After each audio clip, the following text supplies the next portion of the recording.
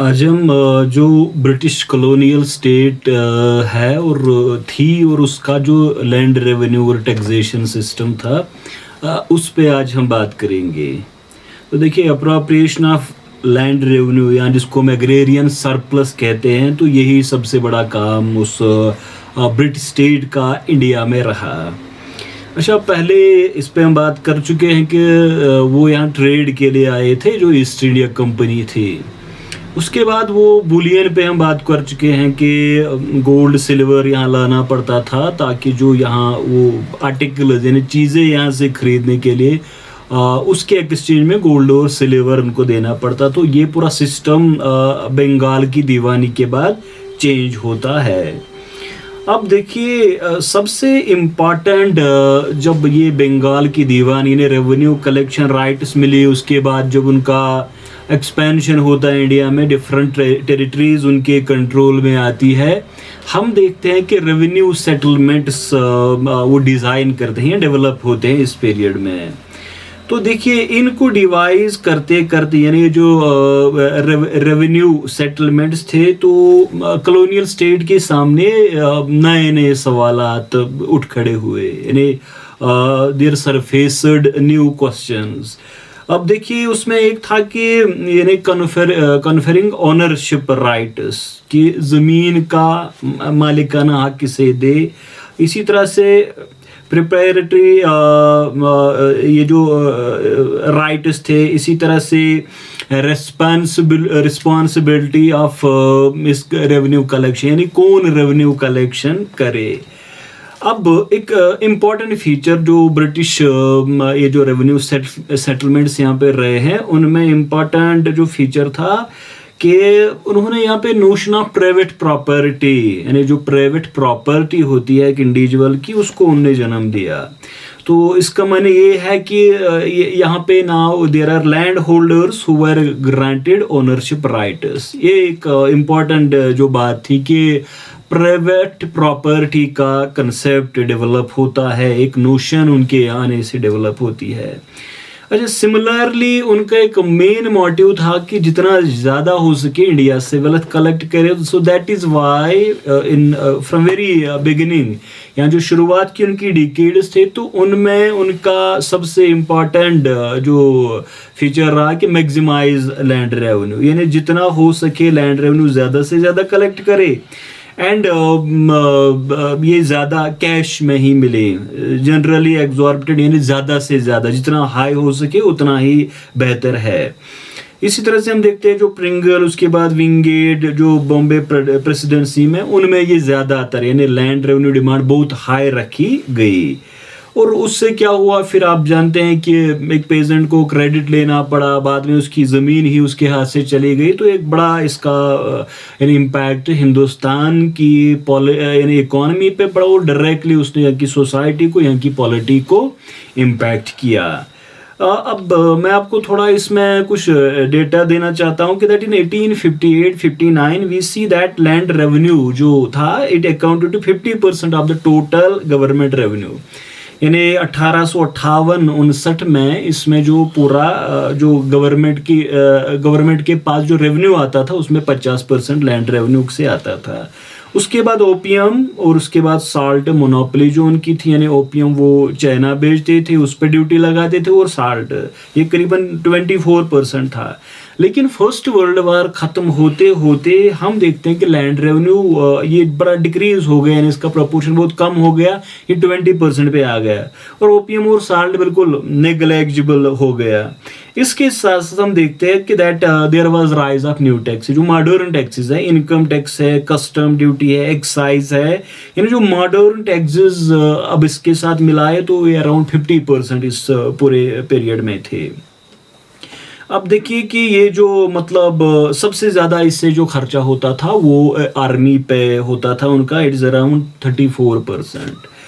अच्छा, जब वो यहाँ आए यानी बंगाल की दीवानी के बाद, तो सबसे पहले हमारे पास एक उनका जो गवर्नर था वारन हेस्टिंग्स, उसने सिस्टम के जो मुगल पीरियड के आखिर में शुरू हुआ था यानी नमूदार हुआ था इजारादारी सिस्टम। इजारादारी जो मुस्लिम इकोनॉमिक थॉट है यानी जो मईशत पे इक्तिसादियात पे जो लिखी गई किताबें, उनमें बड़ा डिटेल इस पे लिखा है कि इसका शरई बुनियाद क्या थी इसकी। यहाँ पे देखिए इजारादारी क्या होता था कि कंट्रैक्टर हु अफोर्ड टू पे मैक्सिमम अमाउंट, यानी एक बोली लगाई जाती थी ज़मीन की, इसमें जो कंट्रैक्टर सबसे ज़्यादा पैसा देने के लिए तैयार होता तो उसे हम ज़मीन देते थे। तो ये रेवेन्यू फार्मिंग जिस तरह होती थी, ये मतलब जो कॉलोनियल स्टेट को स्टीडी फ्लो ऑफ रेवेन्यू दरकार था उसके लिए ये मतलब बड़ा ज़रूरी रहा, और फिर ट्रेडिंग ऑपरेशन के लिए। लेकिन बाद में बात चली कि नहीं, इसको परमानेंट ही फिक्स करना चाहिए। तो लॉर्ड कॉर्नवालिस का नाम आपने सुना है, उससे पहले ही डिमांड बढ़ गई थी कि एक परमानेंट सेटलमेंट किया जाए जिसको इस्तिमरारी भी कहा जाता है।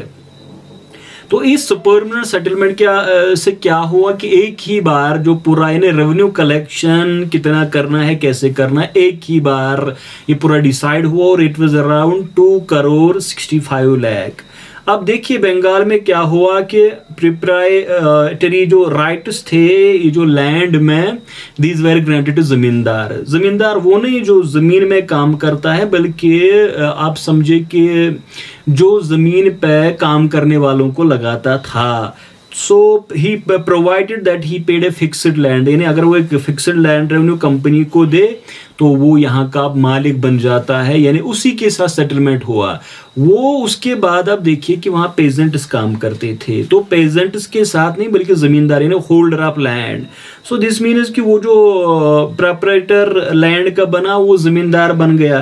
तो अब जो पेजेंट यानी जो जमींदारी वहाँ पे करते थे, यानी इसको हम खेती बाड़ी करते हैं, एग्रीकल्चरल ऑपरेशन जो करते थे, they were left to the mercy of zamindar.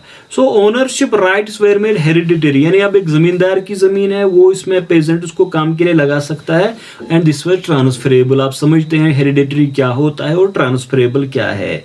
So initially जमींदार को कहा गया कि आप 1/11 यानी तकरीबन 89% आप हमें दे, आप 10/11 अपने पास रखिए, करीबन 11%, और उसके बाद अगर आप इंक्रीज यहाँ करवा सकते हैं तो आप करवाए। तो ये बंगाल में होता। अब वहाँ पे देखिए खुद कास्ट पेजेंट्स जो मतलब यहाँ पे अभी तक थे, they lost the occupancy rights, यानी they were not at the mercy of zamindar. Zamindar जब चाहे उनको जमीन से निकाल सकता था।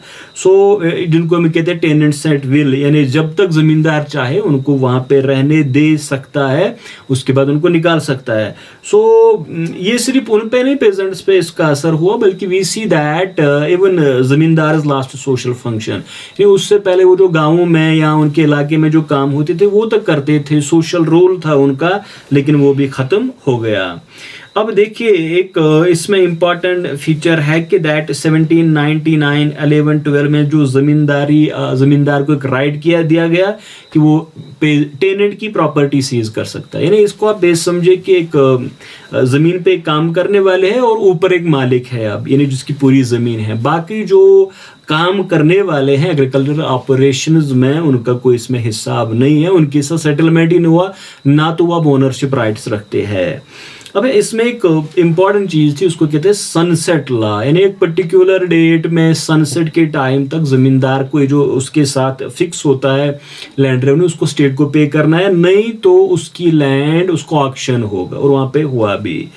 अब उसके बाद हम देखते हैं कि 1859 से स्टेट ने कुछ स्टेप्स लिए, और एक इम्पॉर्टेंट जो मतलब फीचर था इसमें, ये जो इवेंट होता है जिस 1118 जब लंदन अथॉरिटीज ने कंपनी को वार्न किया कि परमानेंट सेटलमेंट डिटेल्ड सर्वे के बगैर अब इम्प्लीमेंट नहीं होगा, यानी जो यहाँ पे बंगाल में इससे तबाही हुई, अब ये बाकी इलाकों में नहीं होनी चाहिए।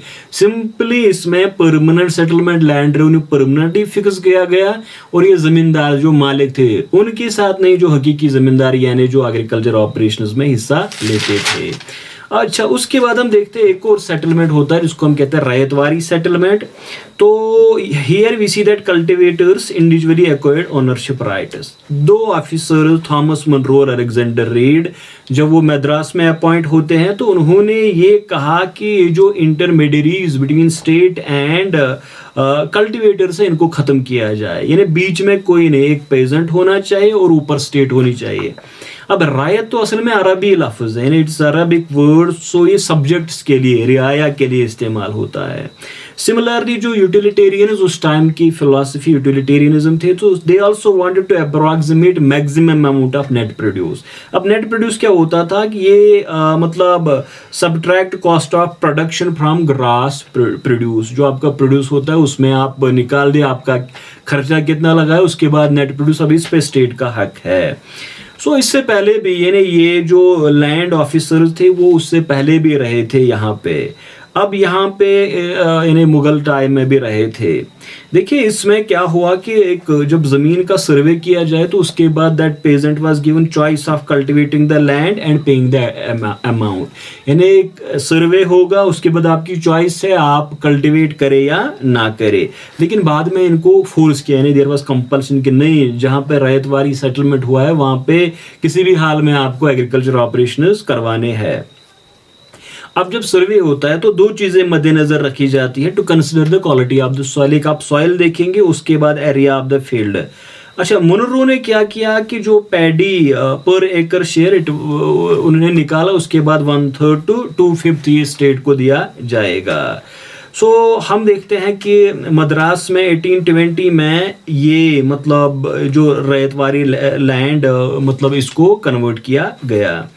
उसके बाद यहाँ पे बड़ा कंपल्शन हुआ, फिर कॉम्प्लिकेशंस हुई, बगावत हुई। 1855 में मद्रास टॉर्चर कमीशन यहाँ पे ये जो यहाँ पे अपॉइंट किया गया, तो ये कोई कामयाब नहीं हुआ, क्योंकि हम 1855 में देखते हैं कि दैट 14.5 मिलियन एकड़ रैयतवारी लैंड कल्टिवेटेड थी उस टाइम, और 18 मिलियन एकड़ दैट वाज वेस्टेड, यानी जितनी पे कल्टिवेशन हो रही थी उससे ज़्यादा कहाँ पे कल्टिवेशन यानी वेस्टेड लैंड थी। तो रायत डायरेक्ट जो सब्जेक्ट्स है, पेजेंट्स है, उनके साथ, यानी जिस तरह वहाँ परमानेंटली जमींदार के साथ किया गया, यहाँ पे पेजेंट्स के साथ, जिनको हम रैयत कहते हैं। देखिए बॉम्बे में भी ये मतलब इम्प्लीमेंट हुआ, तो इसकी बिगिनिंग वहाँ गुजरात में थी। और यहाँ पे जो एल्फिनस्टोन जो मुनरो का शागिर्द था, यहाँ पे भी वही रेगुलर मेजरमेंट क्लासिफिकेशन की बातें की गई जो प्रिंगल ने यहाँ पे किया था, उसके बाद विंगेट, गोल्डस्मिथ ने वगैरह, लेकिन यहाँ पे भी ये कामयाब नहीं हुआ। और ये इसकी बुनियाद तो पूरा वो जो रिकार्डो थ्योरी ऑफ रेंट थी उस पे इसकी बुनियाद थी। देखिए वो क्या था कि that rent was surplus from the land, rent surplus from the land, that is now the income minus the cost of production and labour. So state had the claim, legitimate claim over the this rent. तो आप इसमें से खर्चा निकाले, उसके बाद आपके पास बचता है तो उस पर स्टेट की क्लेम है। अच्छा, ये भी यानी पहले चॉइस थी, उसके बाद ये कंपल्शन बन गया आपके लिए। सो हम देखते हैं इसमें एक टर्म आती है जिसको हम कहते हैं पुट कट सिस्टम, यानी the revenue was to be paid by the ryot and was fixed on his entire farm, not on each field, which might have varying irrigation facilities and varying varied degrees of production. यानी एक ज़मींदार ने पूरा एक गांव, pageant के पास एक पूरा गांव है तो बिल्कुल एस्टिमेट इसी पे किया जाएगा, ना कि ज़मीन में मतलब फर्टिलिटी के हिसाब से मुख्तलिफ पैचेस होते हैं तो अलग अलग नहीं किया जाएगा बल्कि एक ही साथ किया जाएगा। लेकिन ओवरऑल ये भी, यानी अगर ये डायरेक्टली जो राइट्स के साथ किया गया, लेकिन ओवरऑल इसने भी विलेज जो एलीट हैं या इंटरमीडिएरीज हैं उनको ये ख़त्म नहीं कर पाया। तो ये यहाँ पे मद्रास में होता है, उसके बाद बॉम्बे में होता है। फिर एक और जो सेटलमेंट है इसके, that is known as Mahalwari settlement. तो ये western part of north western province, ये जो मुगल एम्पायर का हार्टलैंड रहा था, सेंट्रल इंडिया एंड पंजाब, तो यहाँ रेवेन्यू सेटलमेंट किन के साथ हुआ? ये विलेजेस या महल्स के साथ, स्टेट्स के साथ हुआ। तो लैंड होल्डर्स या heads of families they were collectively claimed to be the landlords of the village और एस्टेट, यानी एक गांव है उसमें जो आपके लैंडलॉर्ड्स है तो वो अब यहाँ के मालिकान है. So in these areas joint land holders of the village were collectively responsible for collection, यानी 5 बड़े घर है यहाँ पे तो वो सारे कलेक्शन करके देंगे और स्टेट को देंगे. So money case it was paid jointly, यानी एक जगह वो जमा करके वो स्टेट को पे करेंगे. तो देखिए असल में इसकी बुनियाद हॉल्ट मैकेंजी है. सो उसी ने ये थ्योरी डेवलप की कि ताल्लुकदार और जमींदार, ये तो जमीन ये मतलब इनको स्टेट अपॉइंट करता है. So real owners were zamindars are who constituted the village community. एक थ्योरी वहाँ पे बरतानिया के लोगों ने यानी जो एक्सपर्ट्स ने डेवलप की कि एक ताल्लुकदार ये जो है यहाँ जमींदार इनको स्टेट अपॉइंट करता है. असल में विलेज कम्युनिटी है जो वहाँ के लोकल जमींदार है उन्हीं के साथ ये करना चाहिए. So it was fixed and payable from the piece of land. तो आप देखिए इसमें क्या होता है. इसमें 1833 में इट वाज डिसाइडेड दैट यानी जो rights and payment should be given up and a rough and steady estimate of what the village could pay. It was the things were detailed out. अब इसमें देखिए कि एक RM बर्ड था, उसने एक डिटेल सर्वे किया. उसके बाद थॉमसन था, उसने डिटेल सर्वे किया, लेकिन ये भी पूरी तरह से मतलब साइंटिफिक सर्वे नहीं था. अच्छा, उसके बाद आप हॉल्ट मैकेंजी की बुनियाद देखिए. वो कहते थे कि ये जो विलेज कम्युनिटी है ये बेसिस है हिंदुस्तान की सोसाइटी. तो लैंड ये जो रेवेन्यू होगा ये इन्फ्लुएंशियल पीपल के जरिए यानी इन्फ्लुएंशियल लोगों के जरिए लैंड ओनर्स के जरिए अब एक गांव से लैंड रेवेन्यू किया जाएगा. तो उनको लंबरदार, जिस तरह हमारे यहाँ नंबरदार टर्म और लंबरदार टर्म उसके लिए इस्तेमाल की जाती थी. So this were the persons having a number in register, collectors register which contain list of persons responsible for paying land revenue to the state. इस वजह से इनको लंबरदार कहा जाता था. यानी कि उनकी जो कलेक्टर की रजिस्टर होती थी वह एक नंबर होता था, उसमें डिटेल होती थी कि कौन कौन यहाँ पे यानी पर्सन है जो जिसको लैंड रेवेन्यू देना है. तो ओवरऑल अगर आप देखोगे तो ये सारे जो सेटलमेंट्स थे ये कॉलोनियल स्टेट के लिए मैक्सिमम लैंड रेवेन्यू हो, स्टीडी फ्लो हो. और उसके बाद मैंने कहा कि इसमें बाद में गिरावट आ जाती है. तो मैं नेक्स्ट पार्ट में जो कॉलोनियल जो कॉलोनियलिज्म का इकोनॉमी पे इम्पैक्ट होता है उस पे मैं बात करूंगा. Thank you.